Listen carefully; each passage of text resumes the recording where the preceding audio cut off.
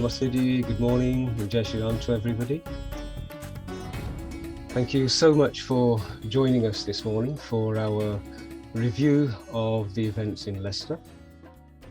Before we jump in, I'm just going to set the scene for you as to what you can expect this morning. So we have put together a global seminar, a webinar, which will pull together a number of people who've been studying and observing the events that occurred in Leicester over the last few weeks, the latter half of September. We have people who will be joining from Australia. We have observers from the US. We've also got a number of participants who are watching what's been going on here in the UK. We have some first-hand speakers, people who were on the ground, who witnessed what had happened. And we also have relatives and family of participants. As you can imagine, putting something like this together is a fairly significant task and has involved a technical team based in India, as also here in the UK. So this morning, we're going to have the brief introductions now. I'll introduce you to who our speakers are. And then we're going to pause for a few moments before we start the actual first session. And that will be starting in probably about 15 minutes time. At this moment, we've got people who are logging in, some of them logging into Zoom. We're getting messages coming through. We've also got people who I think are having difficulty with the YouTube stream. So we're just going to wait until the YouTube stream stabilizes. But thank you very much for joining in and for participating in this. The purpose of our session today is actually twofold. One is to help everybody understand what has really happened. One thing we noticed was that there was so much information, some of it fake, some of it new, the sequence of events, the actual events themselves. Much of it was, shall we say, we received it as a deluge and we didn't have an opportunity to understand and to process what was really going on. I've spoken to many people who actually had heard that there was something going in Leicester, but they didn't know the details of what was going on in Leicester. So our hope today is to try and give everybody an understanding of the specifics that have happened, and so that everybody in our community is fully aware of the reality of what happened. And so on that basis, we can decide on what to do and how to prepare for a future in England where this has actually occurred. The second task that we're going to try and achieve is to start the process of gathering information, to start the process of collating evidence. We have had so many people send us written records, videos in abundance. Lots of information has come through to us and we're going to start to collate it.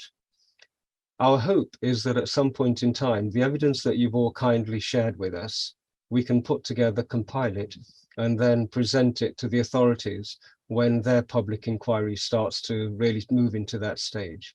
So there are twofold objectives. What I would ask you to do is please recognize that this is the beginning of a process.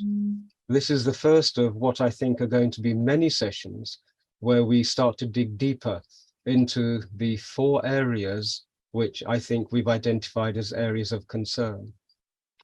The first of those areas is media, and the second is policing. The third we will dive into is interfaith, and the last one will actually be community as well. We had originally planned to have all 4 sessions this morning, but we've already received so much information and so many people who wanted to participate that we've broken it down into 2 areas. Broadly speaking, the 2 areas that we're going to focus on today are going to be the role of media, and then we'll move to what we know about the role of the police authorities, the manner in which they responded, etc. But even having said that, these are going to be relatively introductory sessions. Information is still emerging about both of those.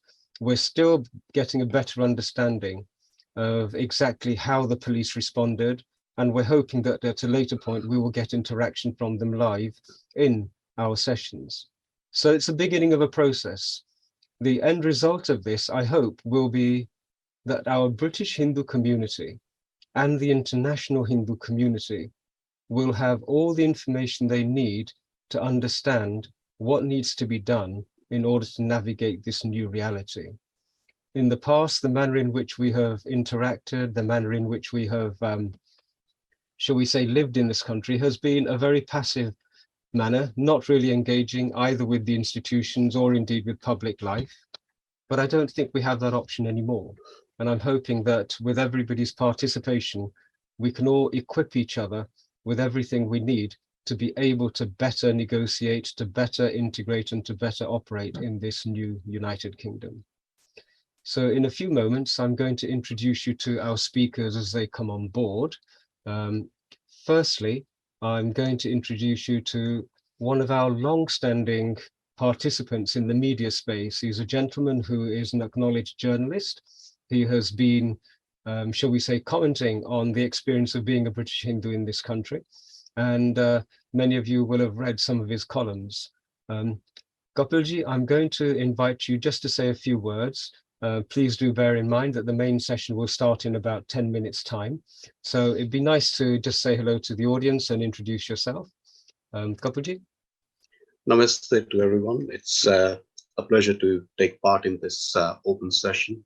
It's always important for us as a community, but also the wider community to understand, to appreciate some of the events that have been unfolding. And in the context of this nation, where do they fit in? And what are the lessons that we need to learn? Not just us as a community, but certainly the wider community and also those in power and what they need to understand as well. And I hope that this goes somewhere towards setting the agenda for the policymakers to understand better their roles and responsibilities as well. So to everyone out there, I say, keep viewing. Your commentary is going to be very important. Your understanding is going to be important. And I look forward to this session and many other sessions like this as well. Hello, sorry, Gopalji, thank you so much for your contribution there. We're now moving to our contribution from, just a brief introduction from speaker one. We have a number of people who have wanted to participate, but were unable to feel comfortable enough in order to introduce themselves directly, to present themselves and to speak.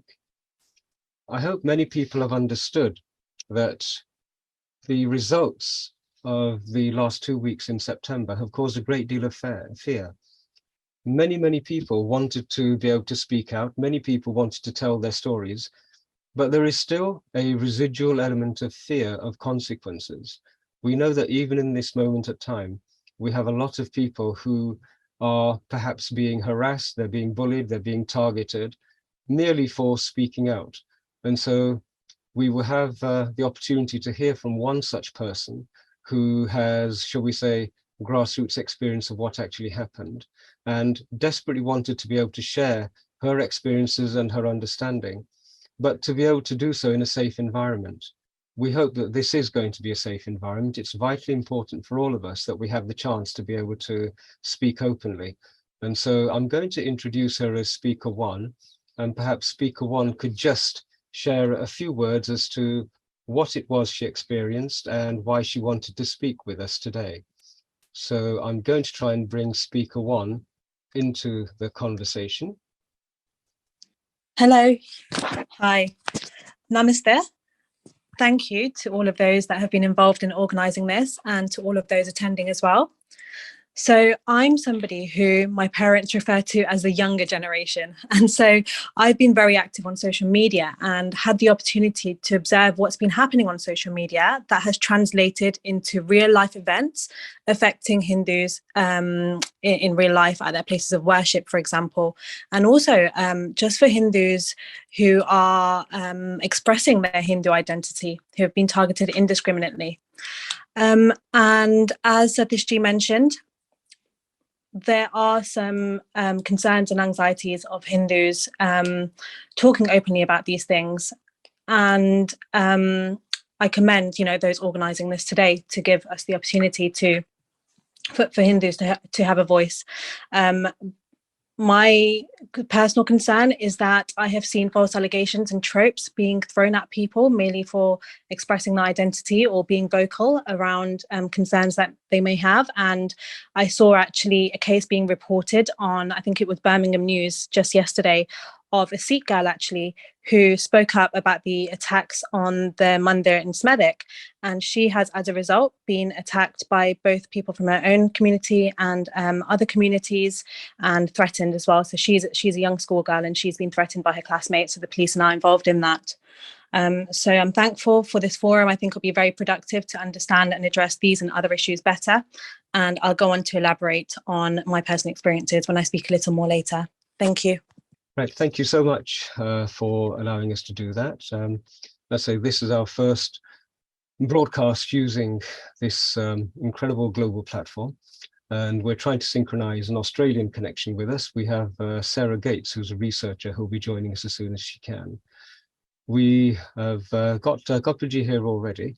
And Gopaji, can I switch over to you for a moment for you to get the process underway? You sent me a wonderful amount of information about your observations about the historical aspects of our relationship with other communities in this country, spanning, I think you were going back to almost 30 years of observations. So I think you have an incredible perspective to set all of this in context. So over to you. Certainly, but probably more than 30 years. We've actually had in this country many challenges as immigrants coming to the nation, challenges of actually fitting in, of integrating, of actually trying to find our place in society. And when the early exodus actually took place, that's obviously from East Africa, the Kenyan one, followed by the Ugandan one. We saw the good and the bad side of British society at that time. The bad side was that we certainly had, in those days, quite a strong presence of the National Front, the far-right groups and so on. But at the same time, we also saw some brilliant, beautiful hosting by so many cities and towns throughout the UK that actually welcomed our people with open arms. You'll actually see videos of complete villages coming out and saying to East African Asians, don't worry, we'll do our best to look after you. So there's always the good, and there's always sometimes the bad as well. We've got to take that with a pinch of salt. Now, in the early days, we faced most of the challenges from the far right. So the, let's say in quotes, the enemy was fairly clear, and British society knew exactly where that was coming from. And we took that on and we progressed. We not defeated them, but we succeeded despite the challenges that were coming through to us. And we saw in the 70s, 80s, and 90s a slightly different variation. So, for example, there was a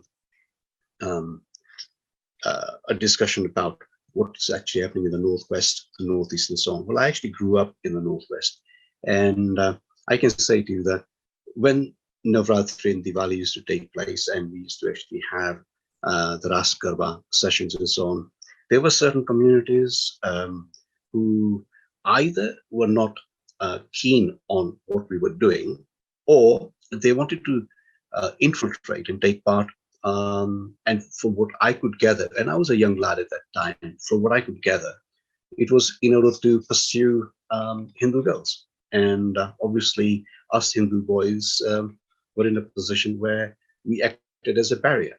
So those challenges were there as well. And we have seen that on and off on a cycle for most of the time that we've actually been here.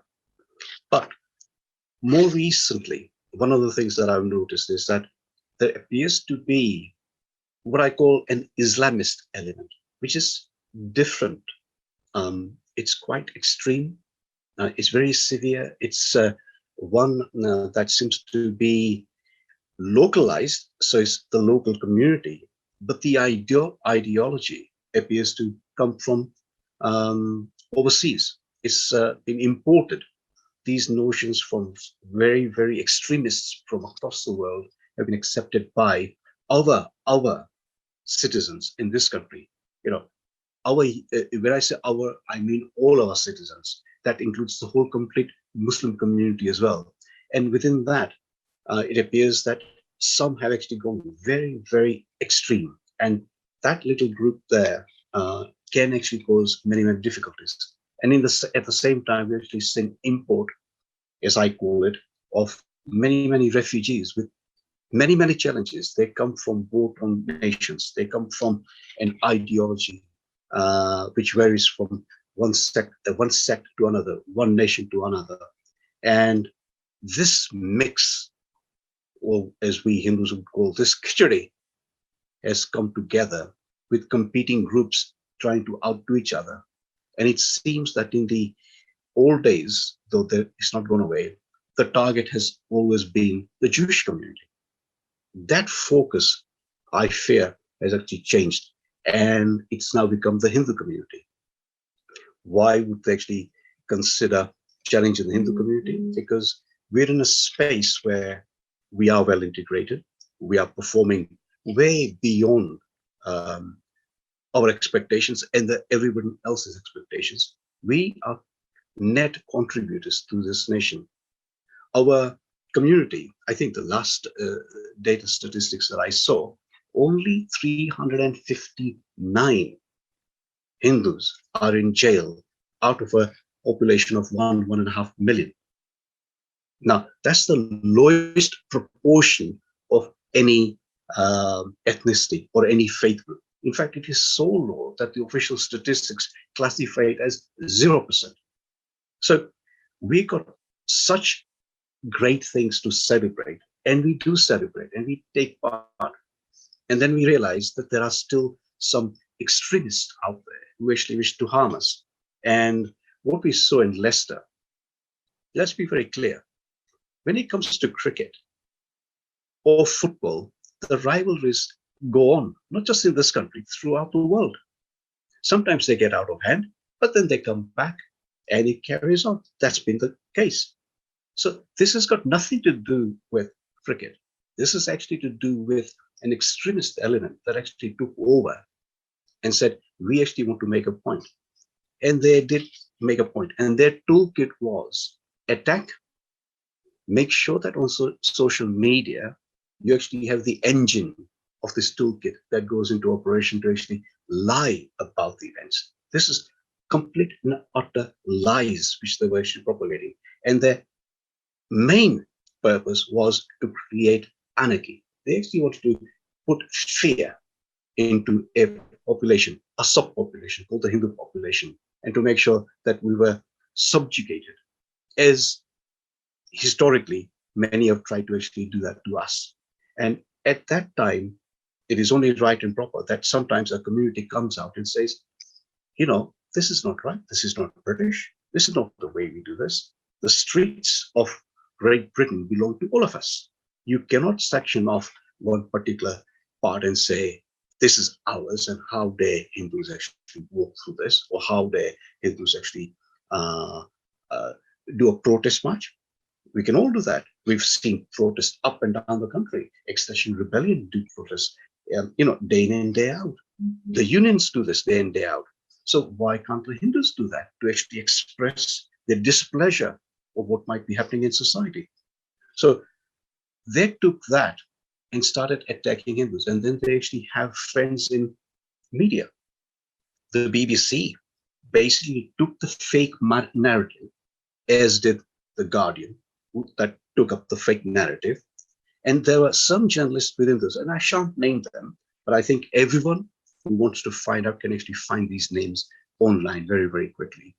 Some journalists who actually had a motive to actually be anti-Hindu, and they propagated the lies. So you have social media and the engine of social media being used to actually promote lies, fake news, and to spread hatred. And I think this is the element that is so, so dangerous. When you spread hatred and you incite violence, we cannot accept that. Not in UK, not on our streets. It doesn't matter who you are. As far as the British people are concerned, no, we are not going to accept that. And we saw the BBC literally this week roll back and say, sorry, we made an error. We actually said things and we published things, and we actually had a narrative which was based on total lies. The Guardian, in fact, had to come back and change their narrative because they realized that they were so far off the truth that they were looking silly. Not just silly, they were looking like the bigots that they are. And I call them bigots. You know, here it is live on your stream. I challenge the Guardian right now in front of this global audience. And I challenge the Guardian and to the BBC, if you dare have the capacity and the integrity and the honesty to actually tell the truth, I am ready, willing, and able to take that mantle on. And I will come live on your shows and prove to you how wrong you are. Do you have that integrity and honesty? They will not. They will run away. The Guardian always runs away. So there's a lot more we can pack in. But generally speaking, the media was not hijacked. Okay? The media took an active part. Some in the media took an active part in this anarchy. And they did so willingly, knowingly, and willfully to actually damage the Hindu community. It's almost as if they were the mouthpiece of the Islamists. That is a danger.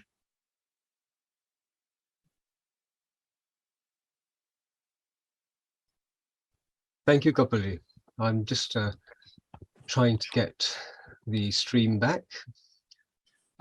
Whilst we're waiting, I've got a quick question for you. Sure.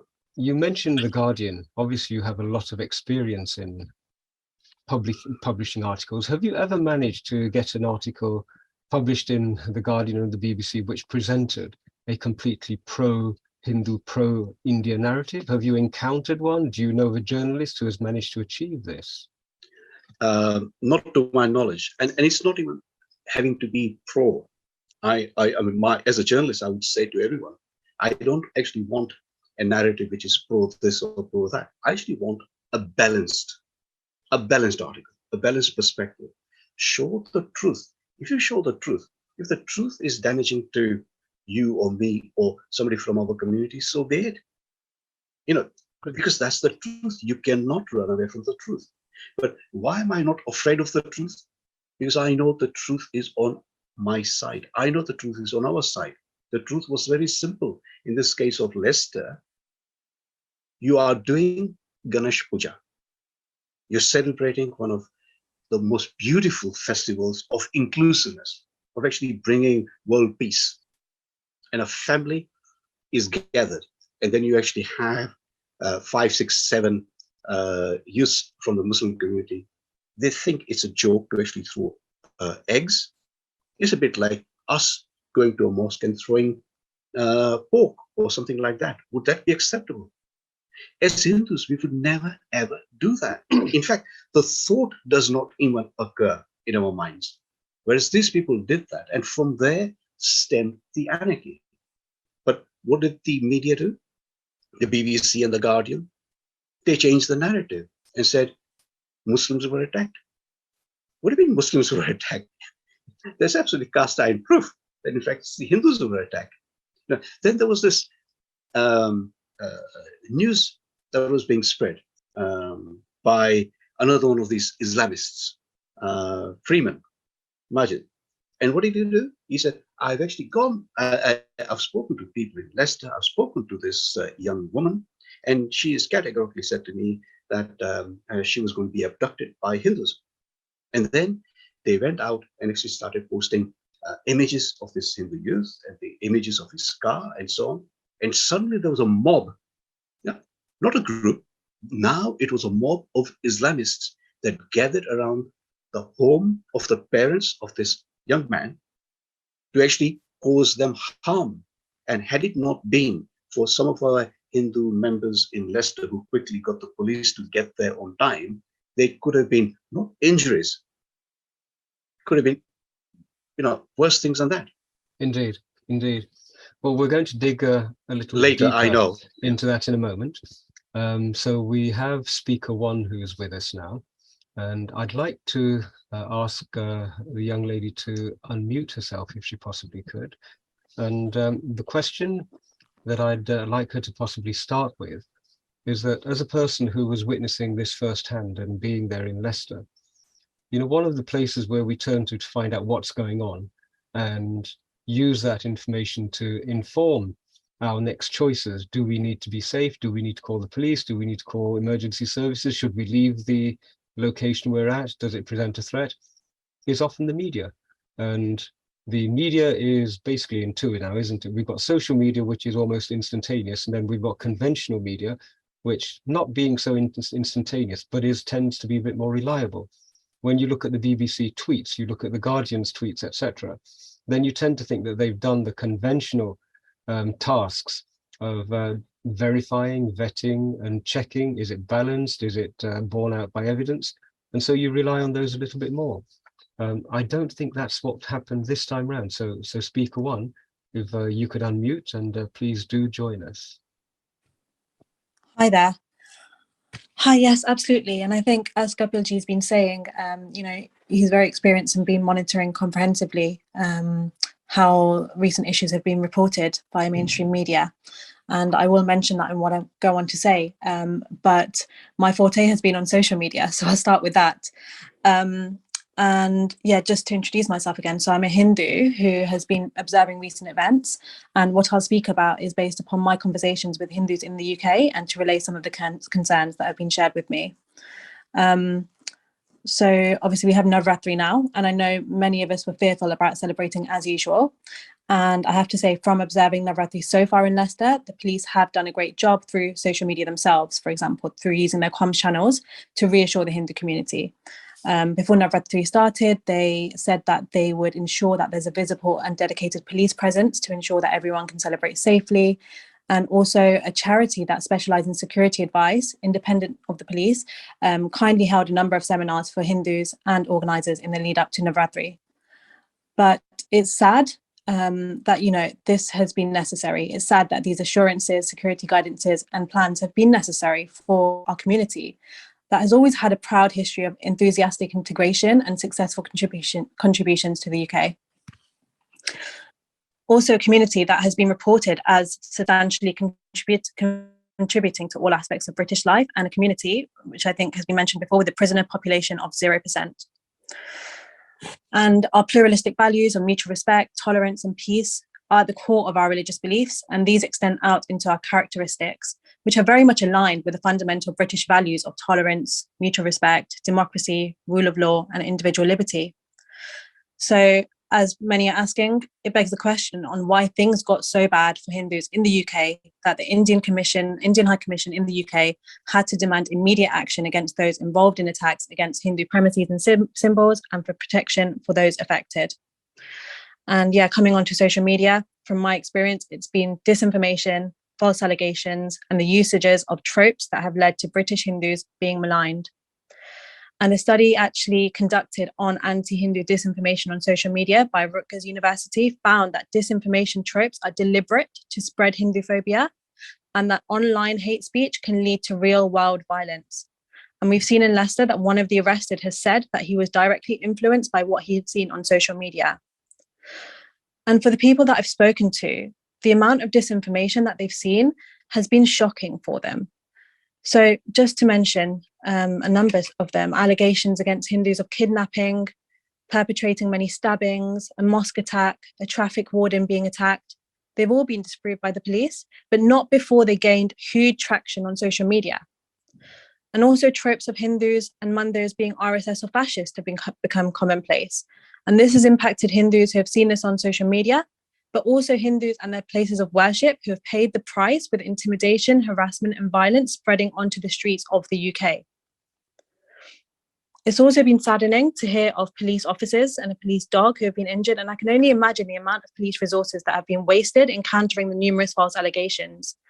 And whilst we appreciate and recognise the need for policing of Hindu places of worship during this time, they should not be under threat in a democracy. And we hope for complete security and safety, both emotional and physical, to be restored to the Hindu community of the UK, for them to be able to go on living freely without issue or complaint as they always have done, and for the police resources to be available as needed elsewhere. So I have seen some lovely videos of Garba being celebrated this year, which has been, comforting, reassuring to see this lively demonstration of Navratri in the UK, as we've had for many years. But I have also been upset to hear from Hindus personally who have not attended Navratri as usual. They've removed Hindu expressing their identity as they've always enjoyed doing in the UK, due to the fear that has become embedded in them. I've heard both from Hindus who want to keep their head down, who are fearful due to the current climate where they feel they could be targeted indiscriminately, but I've also heard from Hindus who are vocal and proud Hindus, and they are also fearful. And I find this very worrying, as this reality appears to contrast with the freedom of thought, opinions, and expressions that are fundamental aspects of the Human Rights Act and are the bedrock of this thriving democracy. There have also been worries, for example, about free movement and segregation due to references to particular areas on social media and by speakers who have a large following. And I think the crux of this is that people are traumatized. They've been dismayed at the amount of anti-Hindu sentiments that have happened both online and offline. And they say that they've never expected that hatred driven by false news could travel so far and so freely. And they'd expect a stronger, wider, and clearer condemnation, recognition, and control, and for what they read in the media to be reported with impartiality and integrity. They say that it's not just the events of the 17th of September that have shocked them, where we saw the Shivalaya Mandir in Leicester being targeted, but also videos from before this date, from the 6th of September, showing Hindus in Leicester phoning the police in fear and distress about groups outside of their homes, vandalizing their properties and cars, pulling down a religious flag, brandishing a knife, and using language such as mushrik, meaning polytheist. The Hindus that I've spoken to feel that damage has been done. There's been a lot of upset at seeing people and their spiritual homes, their mandirs, being targeted and threatened for supposedly being extremist or RSS. Many Hindus I've spoken to had never even heard of the RSS until they were accused of being this very thing themselves. The opinions, let alone the names, are not known about the devotees that have been inside these mandirs that have been targeted or threatened. And all that has been known about them is that they are Hindu. And to me, that is a clear display of anti-Hindu sentiments. One friend I spoke to, she regularly attends the mandir that was targeted. And she is a law-abiding, hardworking citizen. She doesn't follow Indian news. And now she's suddenly worried about being associated with accusations of being an extremist. But she's also worried about her father, who's also a law-abiding, hardworking citizen, who does happen to follow Indian news and does like the Indian Prime Minister. But he has found the notion of Indian politics existing in the UK laughable and absurd. He's always recognised the clear distinction between the UK and India, and he's a proud British citizen. But now he is also fearful for the safety of himself and his family for having an opinion. And I want to end by sharing what some commentators on the recent issues have said. So Charlotte Littlewood, former counter-extremism coordinator for the UK government, has said that the Hindu community have been used as scapegoats. They are less libellous, which has resulted in lazy reporting with zero repercussions, with mainstream media putting balance first and facts second.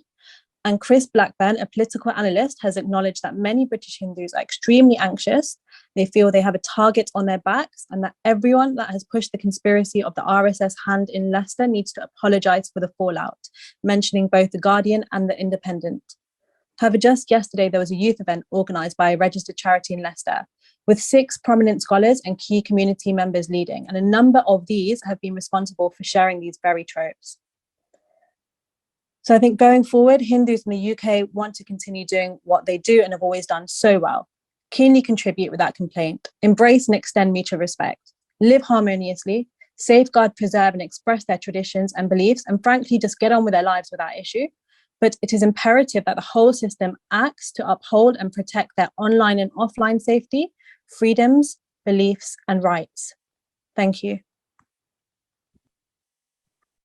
If I can just pick up on one or two things that Speaker One mentioned, and that was very, very comprehensive. And I think much of what you said resonates with so many within our community as well. And I have heard very, very similar stories as well. So I concur with your sentiments that you expressed. One of the things I wanted to ask you, Speaker One, is obviously the extremists have been in a position where they have directly or indirectly used threats, either via social media or physical presence. How has that actually affected you as a person, your psyche, your very being? Because people need to understand that there are real things that actually happen to real people in real life when there are such threats upon them. So from your perspective, what are your fears? What is it that affected you? Deep down in your heart, you sit down and you say to yourself, what is going on? Well, in that case, please tell us, what is it that you felt? Yeah, so I personally, for the past few weeks, have actually been waking up with something that feels like a hole in my heart, just in sheer disbelief at the fact that, this has come to the extent where mandirs across the UK have been targeted, Hindus indiscriminately with Hindus' names have been the subject of false allegations and tropes that are just based in falsehoods. And it seems here that these falsehoods are prevailing over the truth. And the truth and righteousness is something that I personally hold very close to my heart. And I think in terms of, how it's affecting and continuing to affect myself and others, speaking on behalf of others that I have spoken to, I think people feel like they are being maligned simply for existing on one level, but then also for being vocal. So they're being vocal to express their identity, to defend their freedom to express their identity. And merely for doing this, they are feeling threatened. On social media, one of the pages has shared a post documenting rape threats that Hindus have received. Hindu girls with Hindu names, so purely based on the fact that they have Hindu names, they have received rape threats and conversion threats. There have been threats of cleansing. There have been threats likening the situation in Leicester to a call for action similar to what happened in Kashmir. There have been threats of violence. There's been abusive language used. There's been our beliefs that have been mocked. For example, Hindu beliefs in reincarnation, and the fact that many Hindus are vegetarian based upon their beliefs in ahimsa, for example. So, these have been mocked by speakers with large followings and publicly. And I just feel terrified and shocked that this has been allowed to continue, and there appears to have been no direct recognition or addressing of these, what I would call anti-Hindu sentiments and Hindu-phobic attacks. Okay. Before I hand over to Satishji, just one thing as terms of feedback straight away for you, speaker one, so that you're not alone. I've just literally, whilst we were actually online, had a message from my connections in Birmingham, and they just sent messages saying they are absolutely proud of you, speaker one, for actually telling the truth as it is, and they concur with their experience of what actually took place in Birmingham as well. So I think you speak not just for yourself, but you actually speak for the oppressed, the people, the victims, and I think you put that very nicely. So I think I'll hand over the mic to Satishji now. Thank you very much, Kapilji. And also, I'd just like to echo what you have just said about the courage it takes to be able to speak at this sort of a time on these issues and subjects. Just listening to you, I had a question that sprang to my mind. Do you think we will ever get back to pre-Leicester tranquility and comfort? I was trying to work out, is there a roadmap whereby the families whose homes were attacked, doors were kicked in, symbols of their religious identity were used to identify them for further violence? Do you think those families will ever be able to get back to a situation where they don't have to look over their shoulder, where they're quite comfortable that they're not going to be targeted? Or are we now in a post-Leicester reality? I've had calls from young Hindus and have been working in terms of doing trauma counseling and helping them to come to an understanding that the future is still very much in our grasp, and we need to engage. But there is definitely a sense of discomfort and unease. Do you think we'll get back to pre-Leicester days, or will this be a pivotal moment? I have faith that we can. One of the reasons is that I believe that our belief system, so what is at the core of our beliefs, are principles that are conducive to harmony. So inner harmony, societal harmony, global harmony. And that's not changing about our belief systems. So I think we are ready, we are prepared to be the peace-loving people that we always have been. But what needs to happen now is responsibility needs to be taken. So those who have been involved in this, and there appear to be many that have been involved in this, they need to be held accountable. I think education needs to happen on a lot of these tropes that are being used. And I think conversations need to be had by those in power on how to address this on the kind of widespread scale that we're seeing this. So I think responsibility of the media in reporting factually and recognising the real anti-Hindu sentiments that are there across the UK. I think the responsibility of faith leaders from all sides involved in condemning anti-Hindu sentiments and ensuring that they do not hold platforms for these anti-Hindu sentiments to fester further. The responsibility of the authorities in bringing all those involved to account, and of politicians as well. So I think this has been raised in Parliament, and Hinduphobia has been raised in Parliament by Theresa Villiers MP and Bob Blackman MP as well. And I think I saw actually that on the long-standing issue of anti-Semitism, there was a government committee report that was produced and presented to Parliament, and it influences and dictates policies and investigation of anti-Semitic crimes in the UK. And I don't know if we'll have to, if we'll be in a place where we'll have to do something like this for these Hinduphobic sentiments as well, depending on, I guess the police will drive that depending on their reporting that they've received to actually share how much of a wide-scale issue this is internally. Okay, I mean, one of the things that comes across to me, Speaker One, is, and I have been sent many messages, I've spoken to many people, not just in Leicester, but in Birmingham and across the country as well. For example, even in Wembley as well.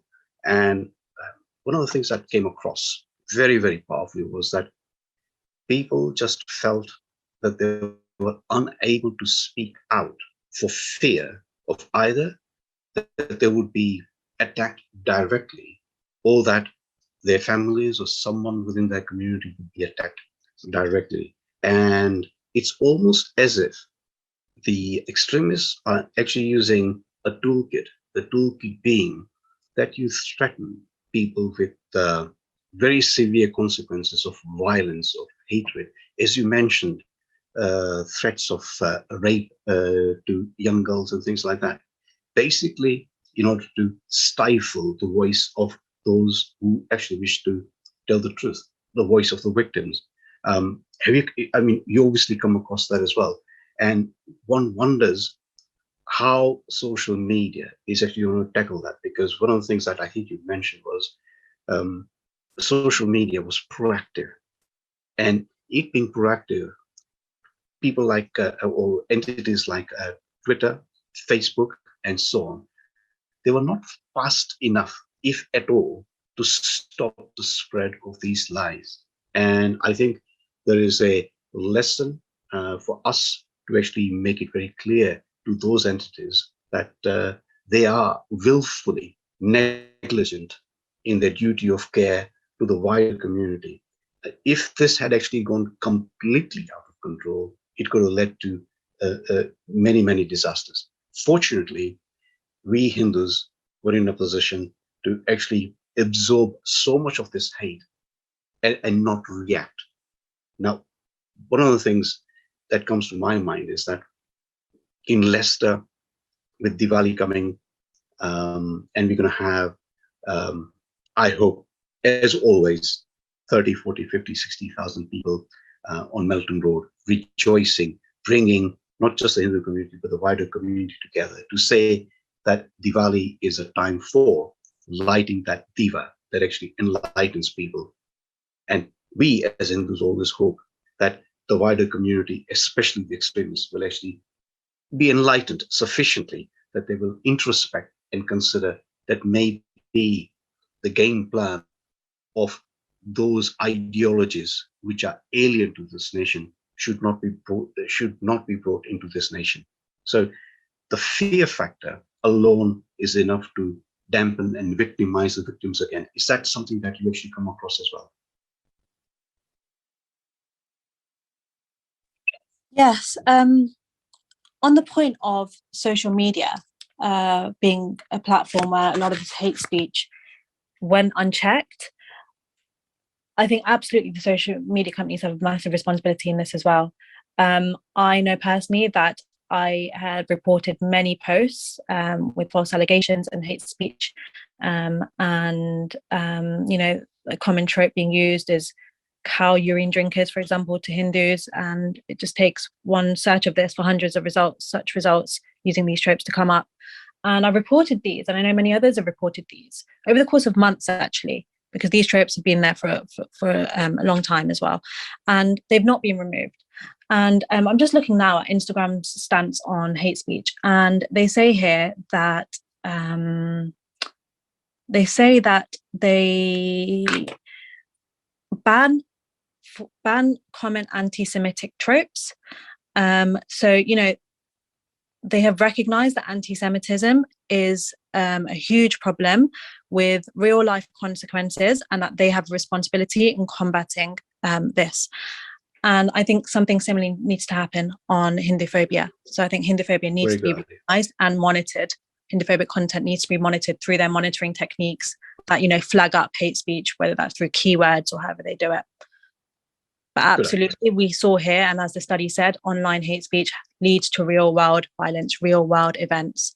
And it's people that have been seeing things, Hindus that have been seeing things on social media and in real life that have been affected. And this is something that cannot be overlooked. Yeah, I'll hand over to Satishji now. Thank you, Kapilji, and thank you, Speaker One.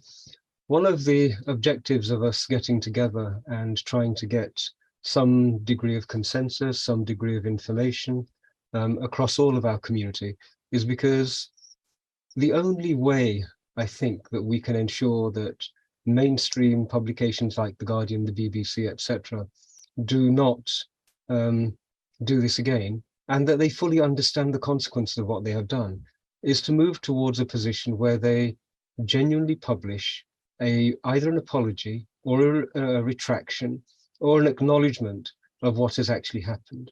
Now, they're not going to do that willingly, so we need to be able to compile the evidence as to exactly what was wrong with their publications, and we then need to be able to present the consequences of those publications to them. So this is part of my shout out to everybody who has been kind enough to watch the broadcast today. Please register your details with us at the link will be on the YouTube video, and it's at hinducampaigns.com, so that one, you can get in touch with us and let us know what's happened from your point of view, but also so that we can add your voice to the communications that we're going to be sending out to them. One of the wonderful things which I think Speaker One has sent us quite an elaborate document with lots and lots of evidence, which we're really grateful for, and I hope others will do the same. But one of the things that it has enabled us to understand is that in our community, we have seen an emergence of coherent voices.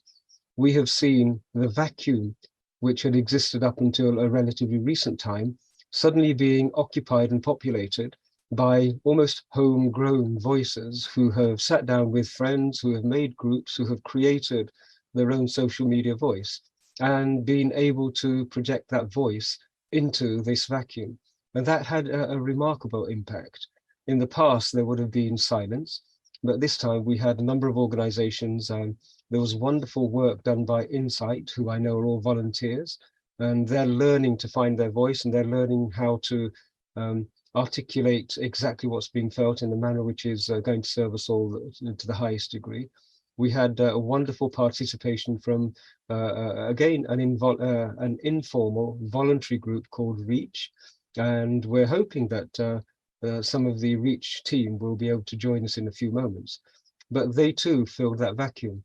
And when I stepped back to look at the consequences of this community response, it occurred to me that one thing they had also managed to do was to make sure that the Indian social media space was aware of the impact of what was going on and the actual cases that were being reported, what was fake, what was news.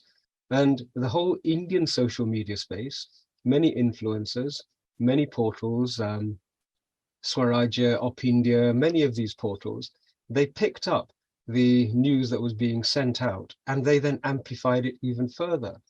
I saw one analysis that over 200,000 tweets originated in India. And it's quite funny because that analysis was presenting it as though that was India trying to, shall we say, create a false news storm.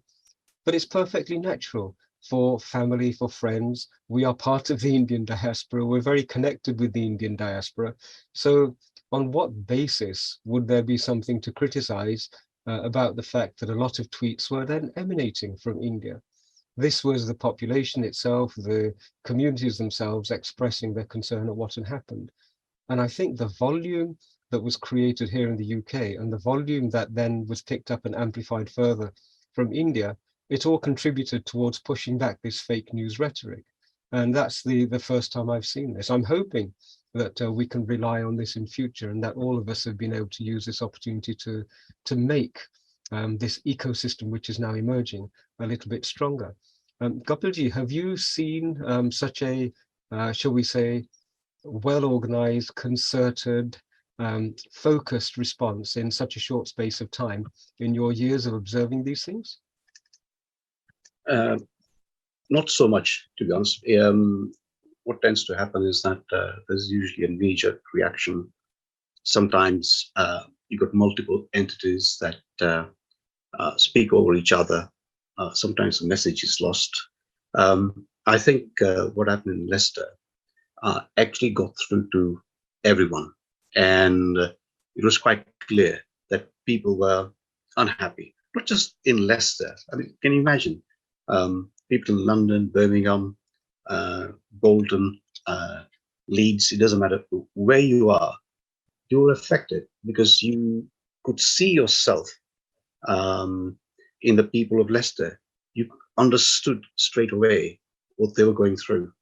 You empathize with their experience, and you're so far away that you can't do much, but the bit you can do was show support. So people did come together, whilst they were not openly exposing themselves, purely because what Speaker once said, which is that there were these threats, wild threats against many in our community, that if they did something or said something, that there would be consequences. And there was still a good number of people who stuck their neck out and said, enough is enough. So I think we're now progressing as a community to the next level. We're not there, Satishji. We've got a lot to do. If I give you an example, the Jewish community was in this space about 30 years ago, where they were being attacked left, right, and center. They were being victimized. They were being ridiculed. So much negativity that was actually taking place. And the Board of Deputies was doing its best. But then they came up with the Community Security Trust, a specialist unit. Their task was the welfare and the well-being of all the Jewish community throughout the nation. And they put together a very coherent program. They have experts lined up to do things in a very particular way. They are resourced very well. And today, can I say, if there is any risk of even one Jewish person being in threat, the whole Jewish community and the Community Security Trust would stand together, and within minutes, even the Home Secretary would be aware that their duty of care. So I think we've got a long way to go, but we made a start. And let's hope that we awaken a lot more people in our community to this effect as well. Thank you, Gopalji. Before I move to our next speaker, I just wanted to appreciate Speaker One for the courage in coming onto a public platform and talking about these issues, and thank her also for her diligence and hard work in compiling the evidence that she sent to us. It's really appreciated. And I'm hoping that others seeing her example will also be, shall we say, encouraged to start to step forward and engage in public conversations. It's remarkable to see that we generally don't engage in the public conversation on most things. Because we're a self-managed community, because we do our own dharmic thing, which generally causes nobody any complications or any issues, we mistakenly believe that that's all we need to do, but it's not.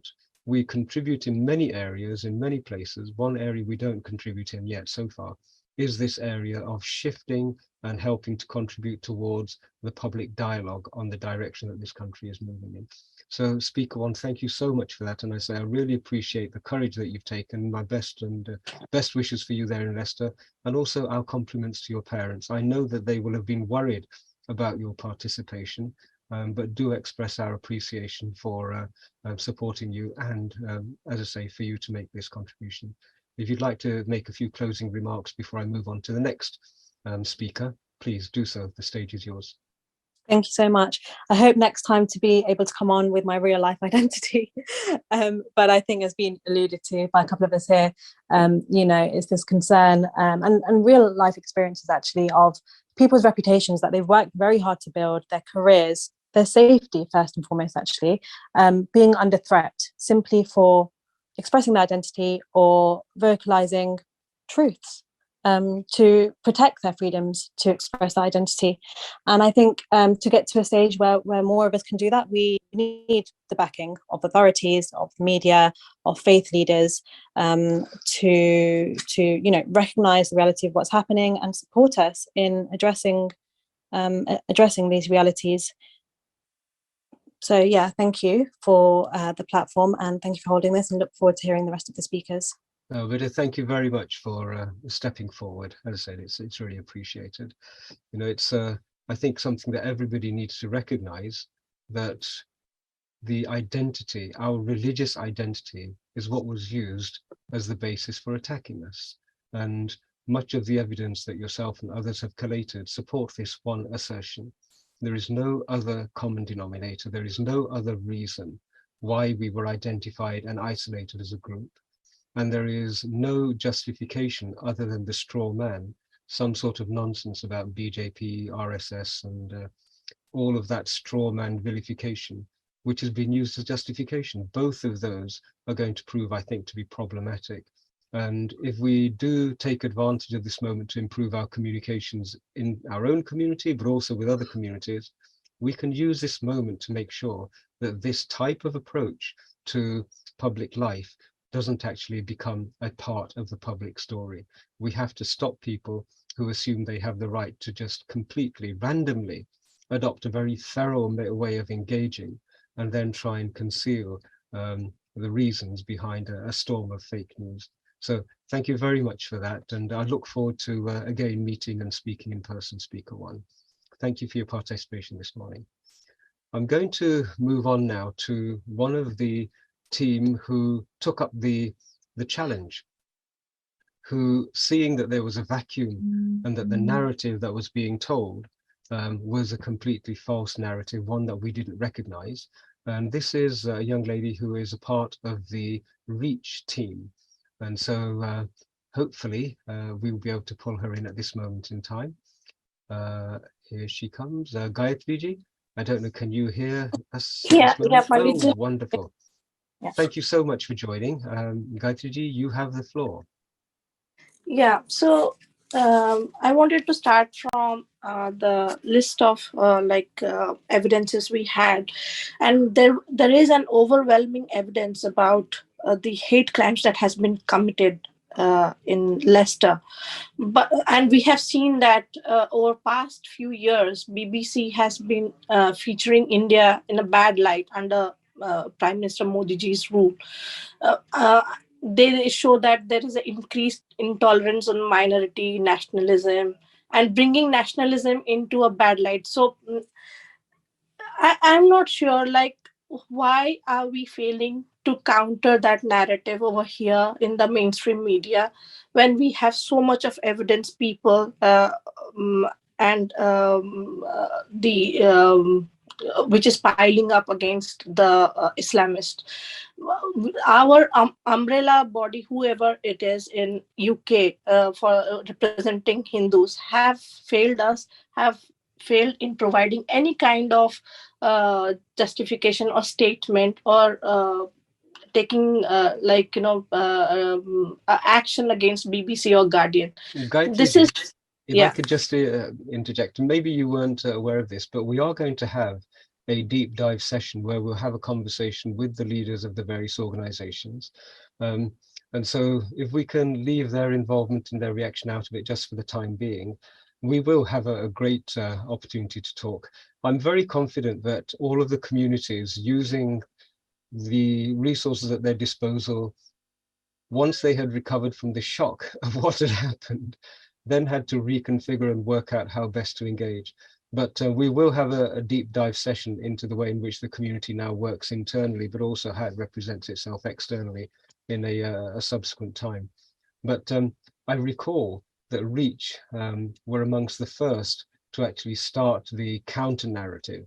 Can I just ask you, do your Reach team have experience in all of this? Are you all sort of social media experts, or are you just a group of people who came together, a group of Hindus who saw this void and then decided that you needed to contribute something?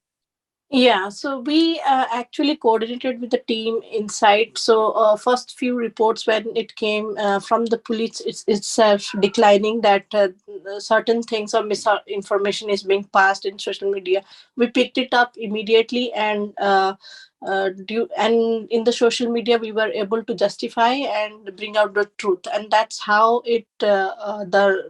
we were able to build a counter narrative against the false information that some of the organizations were passing. For example, five pillars were constantly giving certain tweets and information that this RSS and Hindutva elements are involved, but which was not true. We are normal Hindu people. We are like who go every day to temple, or how come Hindutva element can involve over here in violence and all? We are not that kind of people. We are very much in uniting others. So that's how we started building counter narrative. We spotted some few Islamists who were giving hate speeches against Hindus. So we collected all those evidences and made a file record. And inside also, I would like to give thanks to them to create a thread on that and piling up the evidence. So that's we work together, I would say. No, that was wonderful. As said, we were hoping to have somebody from Insight joining us this morning, but travel arrangements have prevented them from being able to do that. But we do absolutely acknowledge the incredible work that Reach and Insight took upon themselves to engage in and deliver. Very, very helpful. We've had other social media groups, we've had other influencers who also stepped forward, many of whom said, actually, we're not yet ready to step into a public position on this, but we're more than ready to help amplify and to disseminate what was correct. So yeah, fully acknowledge the contribution from Reach and from Insight in this space. Thank you. Gayatri, do you have any closing remarks you'd like to make before I move to Kapilji for closing remarks? Any guidance, any advice, any general observations from having observed the social media streams for the last 2-3 weeks? Yeah, so I just wanted to say that maybe any mainstream media such as BBC, New York Times, or Guardian, they have this. If you observe, they have a common thing that's like building a false narrative against the Hindu perception.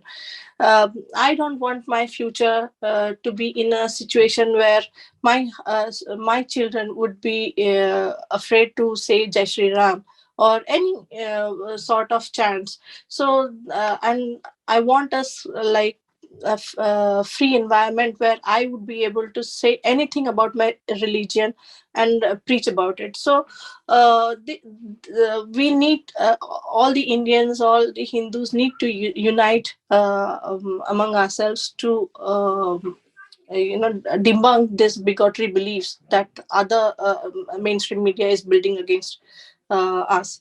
So that's my closing remarks for today, and thank you, Panditji, for inviting me. Yeah. Gayatri, a pleasure to have you join us today. Thank you so much for that. And as I said, we are going to have a deeper dive into each of those various activities and sessions. We are going to explore in detail each and every remark that the BBC made. We're going to explore in detail exactly what the Guardian contributed as well. So we will at that time invite Insight and Reach to participate with us and join in trying to produce a file which is, shall we say, select committee suitable. But thank you, Gayatriji, and we echo your sentiments, and Jai Shri Ram to you. Jai Shri Ram. Kapilji, so we've had a few speakers, and I think the consensus that is coming out is what we knew it to be, the reality that we were targeted by a fake media narrative that was intended to disguise the actions that were being perpetrated on the ground and to conceal criminality and to somehow justify criminality. You know, we will have a deeper dive, shall we say, investigation into the manner in which the police and the authorities responded.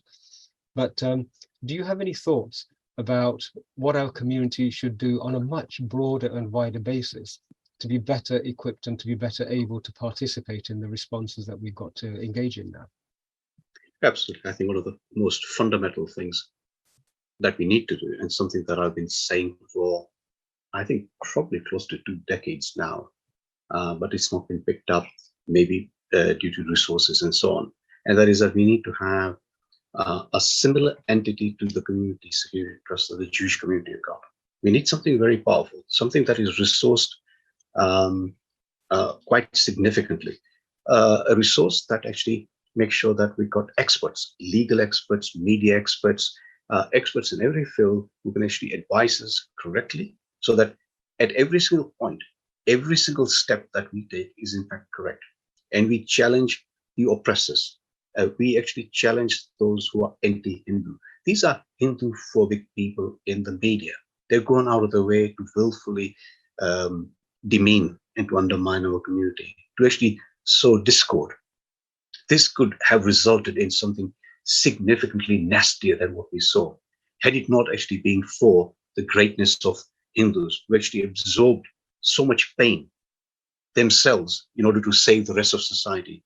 And someday society will actually understand that this was a sacrifice of this one community that has been the most perfect community of integration in this nation, that has worked for the well-being of this nation. So I think there's a lot we can do. We can take, for example, as you rightly said, once the files are ready, it's time to challenge the BBC and take them to task. It's time to take the Guardian to task. It's time to actually expose these journalists for what they are. And if necessary, how about really taking some serious court action against them? Yes, it's costly, and we assume that this community will actually come up trumps and actually resource this. But if we are serious, the resources are required, and if the resources are available, we can actually take these people through the legal process. We do it correctly, not like others who just throw a tantrum and then cry when they've been caught out. No, we do it correctly. We follow the law of the land and we make a point. And finally, politically, we need to make a point. We need to let those who speak on our behalf say, when will you speak on our behalf? 2 people did, Bob and Teresa. And let's just note this, throughout this process of 3, 4, 5 weeks, on the floor of the House of Commons, the only 2 MPs who spoke, they spoke in favor of Hindus. There was not one MP, not even one MP from the Labour side, which constantly demeans us, where they actually had the guts to stand up and actually say that the Islamists were correct. Just think about this. We actually are in a position where, for the first time, we stopped them, and we're going to stop them completely. Thank you. Wise words, Kapilji. Thank you. And I think as we draw to a close, there are a couple of points that are worth repeating. One is that the fake narrative that was being built up, the only way in which we managed to rebut it is because enough Hindu youngsters and some not so young people had decided a while ago that they needed to have Twitter accounts. that they needed to have Zoom accounts, they needed to have social media accounts. And it's worth everybody understanding that this is not just a luxury anymore. This is the space where voices and consensus are now being built in a very short space of time. And so, so many people approach me and say, Satishji, what can I do? And the first thing I say to people, do you have a Twitter account? Do you follow Kapilji? Do you follow Reach? Do you follow me? Do you follow the others? Because if you haven't even yet made those simple, basic things that can participate, can contribute, then there is a starting point there. Please take note of that. The other thing that I'm going to just share now is we were hoping to have a session on the police starting in a few moments' time. And as participants in that, we had dear Chris Blackburn, who is an academic and a commentator on this. We had Sarah Gates, who was going to participate.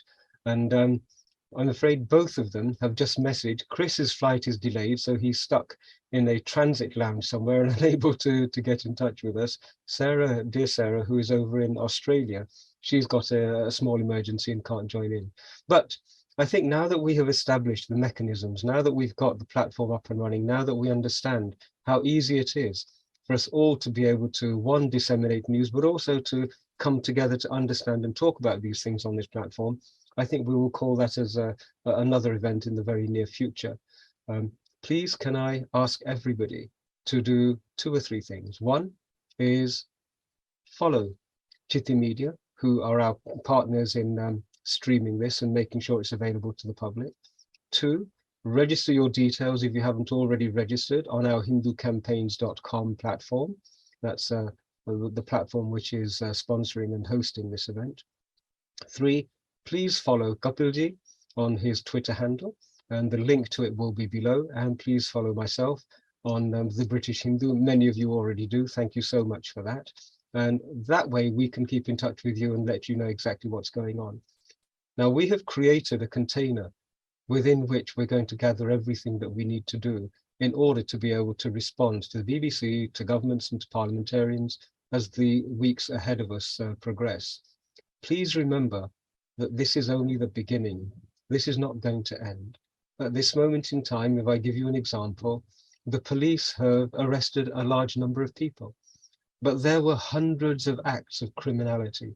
Each and every one of those acts of criminality, ideally, should be registered and should be noted. Remember, there was that young English chap who posted a questionable, semi-humorous tweet and was arrested because one person found that tweet to be offensive. Here we have a totally different scale of criminality. And this process is going to go as follows. The police have arrested people, charges will be brought. Once charges are brought, they're presented to the Crown Prosecution Service. The CPS will then make a decision. And it may well be that hardly anybody is presented in front of a judge and a jury, and then decisions made. We need to be monitoring this, and we can only do that if we're actually engaging with each other and acting with some sort of coordination. So please, the journey has only just started. Secondly, I know that we have a lot of our younger community members who are quite traumatized by this. Many of them have not experienced. Kapilji, you started at the beginning in 1993, 24 of our temples, I recall, were attacked, and over £1.5 million of damage was done to those temples. This is more horrific from one point of view, but materially, it's actually been less of an act of violence. It's hurt us and harmed us, the vilification has, but there are other dimensions where it's not been as severe. And so some of us who have seen this for a longer period of time are perhaps better equipped to weather it. And so I'd shout out to the younger members, those of you who are feeling still disturbed, still traumatized, still very, very uncomfortable about venturing out and experiencing what it is to be a Hindu. One, try and find a little bit of courage, but 2, find a little bit of support. There is lots of support available in the groups that I've mentioned, Insight and Reach. They're doing wonderful work. They're very easy to connect with. And they were amongst the first people to get hands and bodies on the ground supporting the people who are being targeted. And I know that the support they've given has been incredible. So if you are feeling vulnerable, you are feeling in a situation which is very, very difficult, please reach out. There's lots of help available, and that would be an absolute imperative. Finally, my apologies if we had some technical hiccups at the beginning. As I mentioned, trying to put a global stream together is not something to be entertained casually. And we've had a couple of challenges, and we'll move forward and learn from those. But thank you so much for your patience. But most of all, thank you for joining in on this Sunday. We will be having a session probably next Sunday. You'll see the details posted on the hinducampaigns.com website. Above all, we are in Navratri and Diwali is on the horizon. The best way to respond to darkness is with light. The best way to respond to those who want to dim your light is to shine even brighter. The best way to respond to those who want to stifle your voice is to raise your voice in dance and song and celebration of Devi Shakti like we always do during Navratri. So please don't shrink, don't become smaller. If anything, it's more important that we get rid of whatever darkness was created by becoming even brighter, more ebullient, more joyful, reach out to more members of the community, have the garbas even longer than we do in the past, and let's proceed to try and repair the harm that has been done. Kapilji, if you have any final words, please do so. But thank you to everybody. I really appreciate your time, your support, and your patience. The only thing to say at the end of that is to say a great big namaste to everyone and to say it's time to go. Jai Sara. Jai Shri Ram, everybody, and Jai Devi, Jai Shakti, Har Har Mahadev. Enjoy Diwali, and we hope to speak with you soon.